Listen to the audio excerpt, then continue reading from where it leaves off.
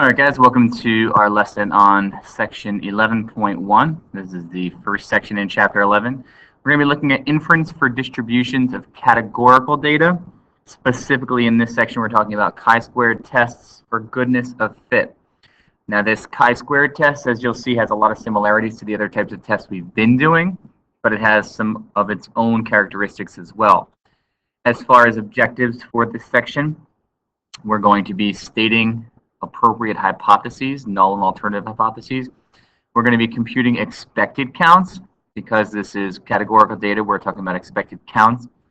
We're going to calculate a chi-squared test statistic, which is similar to, but a little bit different than when we found a z-test statistic and a t-test statistic. We're going to talk about degrees of freedom, and we're going to calculate and interpret the p-value for this significance test as well. We're going to go through the whole four-step process for this chi-squared test. And something new for this section, when we look at these chi-squared tests, we're going to be conducting a follow-up analysis when the results are statistically significant. In other words, if we reject HO, there's just a little bit of an extra step to put at the end of these problems.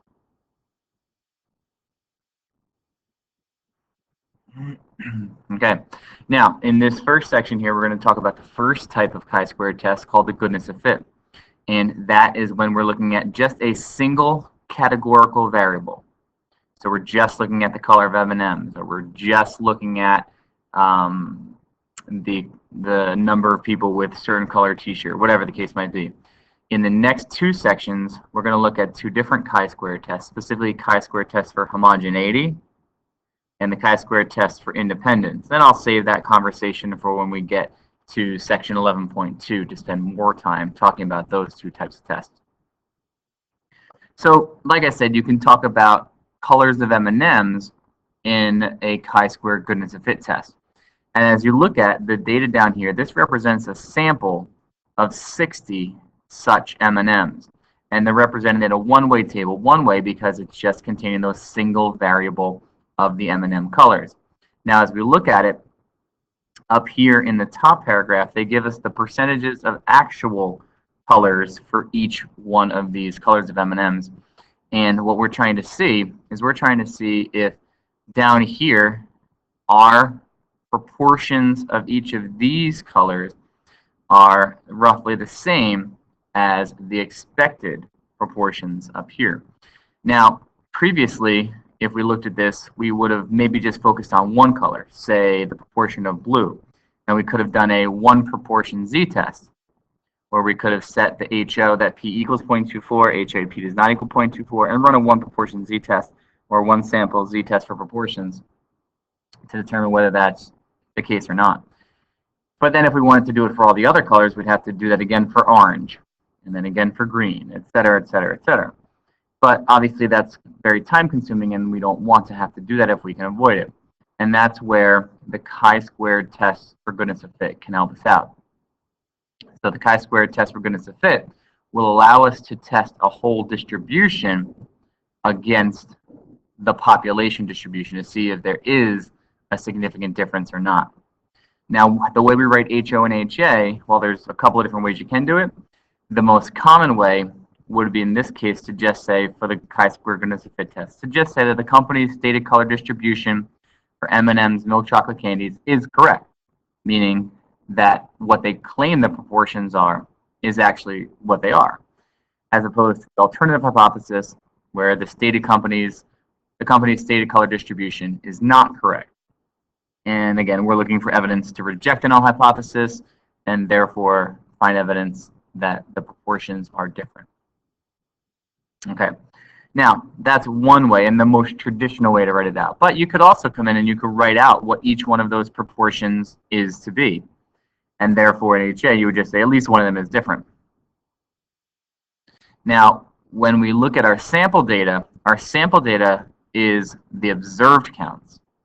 And that's what we look at when we try to find whether they are different than what is expected.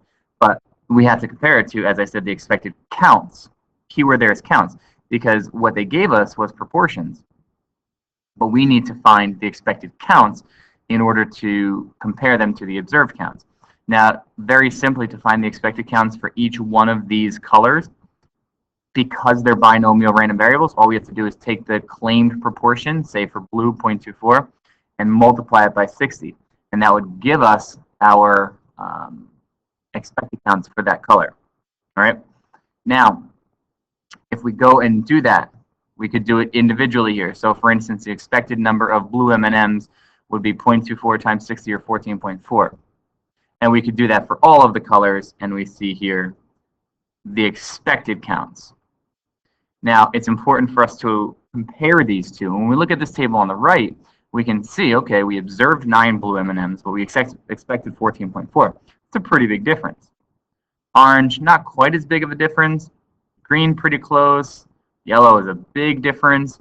Red and brown, they're pretty close to what's expected. So we're looking at the yellow and we're looking at the blue, and we're trying to say, is that far enough away from what's expected for us to be able to reject the null hypothesis? And in order to do that, we have to calculate the chi-squared test statistic. We look at it, we see there are pretty big differences here, but again, that's just using our eyes. That's not enough to help us out. So we see these differences, but is it enough? Is it enough for a sample of size 60 to see these differences and say that it is statistically significant?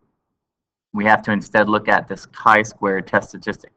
Now this chi-squared, the chi is a Greek letter. Chi, it's kind of like this scripty X here, and so it's got a square there as well. And what we're going to be doing to find it is going to take the sum, right? This uppercase sigma means sum of. It's the sum of all the observed minus expected squared divided by expected, and we're going to be adding all those up. Now, I'll show you the first time doing it by hand, but then we'll spend most of our time doing this in the calculator. So again, here's the table of the observed minus expected. And if I were to take each one of these, for the blue, for instance, we observed 9. We expected 14.4. We squared that difference, and then we divided it by the expected count again. And then we do it again for each of the different colors. And because it's the sum of all of these, we add them up and we get 10.18. That's the chi-squared test statistic, just like previously we would have found a z test statistic or a t test statistic. Now, if we were finding a z test statistic, we would find the p-value from normal CDF. If it were a t test statistic, well, then we would use t-CDF. And luckily for us, because we have a chi-squared value, we can also do chi-squared CDF, which is in our calculator, which I'll show you right now. Let's see if I can find it quickly. So our chi-squared value is 10.18, and we're going to use our chi-squared CDF to find our p-value. So chi-squared CDF is in the same menu as normal CDF, second, vars, and then we go down and it's right here. It's number, oh, that's number 7 is chi-squared PDF, not what we want.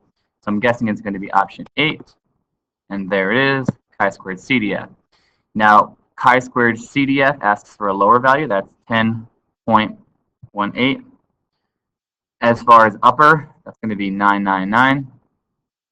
And degrees of freedom is actually going to be on the next slide in our notes, but it's just going to be the number of categories, which in this case is the number of colors, minus 1. So that's 6 minus 1 is 5. I hit paste, and I have a chi-squared, I have a p-value of 0.07. So that 0.07 is what we're going to be comparing to alpha here in just a second. Now, that's one way to get the p-value, okay? But a couple things about that before we really get into it here. We have to understand a couple things about the chi-square distribution, because we're not claiming a normal distribution anymore. That's not what this is. Chi-square distributions, as we see in the diagram on the right here, are right skewed, especially for small degrees of freedom. Degrees of freedom of 1, degrees of freedom of 4, those are both heavily skewed right. Even degrees of freedom of 8 is skewed right. Now, as the sample size increases, the distribution gets closer to approximately normal, but generally speaking, it's not going to be. Especially, I mean, it's unlikely that you're going to even have 8 degrees of freedom, because degrees of freedom, as it says right here, has the number of categories minus 1. So if you're dealing with a distribution with say 20 categories. Well, what is that you're actually measuring there? You better have a really big sample size there to make sure that what you have is going to follow this chi-square distribution. Now, you could get the p-value from chi-squared CDF. You could get it from this table, which we don't generally do in our class, or you could do the whole thing in your calculator. I'll show you right here. The first thing you need to do is enter the data into lists. Now, I don't have them in here, so I'll have to kind of put them together, put these two slides together so I can see it better. There we go. All right, so I can go ahead and enter in my observed in L1, 9, 8, and you should be following along with me in your calculator to make sure you're understanding what's going on. 15, 10, 6. And then the expecteds are going to go in L2. Again, the expected values we get by just doing the sample size, which in this case is 60, times the claimed proportion. 9.6, 8.4, 7.8, 7.8. Okay, so once we have our observed in L1, our expected in L2, then we can go stat, over to tests. Now we're looking for chi-squared. Now, there are 2 chi-squared tests listed in the calculator under stat test. We're looking for the GOF, goodness of fit. We'll talk again in the next section about the general chi-squared test, but we're looking for chi-squared GOF, goodness of fit. Now it always defaults to L1 and L2 for the observed and the expected, and that's good because that's where our data is. And in this case, it recognized that yes, in fact, we should have 5 degrees of freedom because there are 6 categories and degrees of freedom are n-1, or k-1, excuse me. Now, here's this p-value, this 0.07, which is the same value that we got when we did chi-squared CDF. These values down here, these are the contributions, in other words, the individual components to this chi-squared value. In other words, the O minus E squared over E. And if we look at them, we see, okay, we have the first one is 2.025. And then we have 1.33. The 1.33 is the O minus E squared over E for the second color. And if we keep going, we see 0.6. We see 5.1857. This is for the yellow where the biggest difference was. And so it shouldn't surprise us that that's the biggest contribution. 0.6 because that's pretty close, 0.4, etc. And we'll come back to this in our follow-up analysis that we'll need to talk about later on. Okay. Now, so we've kind of pieced things together here, but we haven't actually talked about the full 4-step process. And in order to use the full 4-step process, we need to talk about conditions. Some similarities, some differences.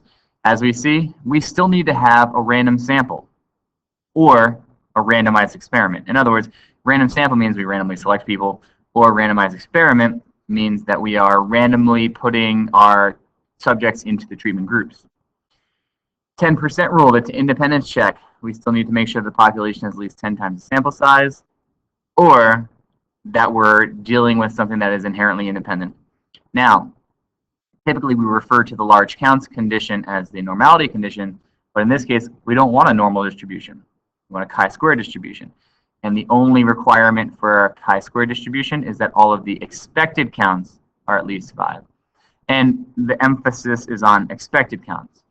Don't talk about the observed counts there. As long as all of the expected counts are at least 5, the large counts condition is met, and you can go ahead and proceed with the test. Now this slide here kind of summarizes everything. Make sure I would pause it at this point and make sure you understand everything that's going on, but reviews HO and HA, reviews the formula for the chi-squared test statistic, and everything else that we've talked about here. And here's our example. All right, now in this example, we're talking about Malcolm Gladwell's book called Outliers, and some of you may have read it in your English classes or maybe on your own as well. One of the things that this book talks about is the fact that, generally speaking, if you were born in, say, January, February, March, you have a slightly higher chance of being a professional athlete. Specifically, this example is looking at the National Hockey League. Now, the reason for that is because well, if you have a January, February, or March birthday when you're, say, 6, 7, 8 years old, then you're generally going to be bigger, stronger, faster than those who are born later in the year. Therefore, you're more likely to make the more elite travel teams. Therefore, you're getting better training, et cetera, et cetera, et cetera. And that difference becomes more pronounced as students, or as athletes get older on, and therefore, like I said, more likely to make it to the National Hockey League.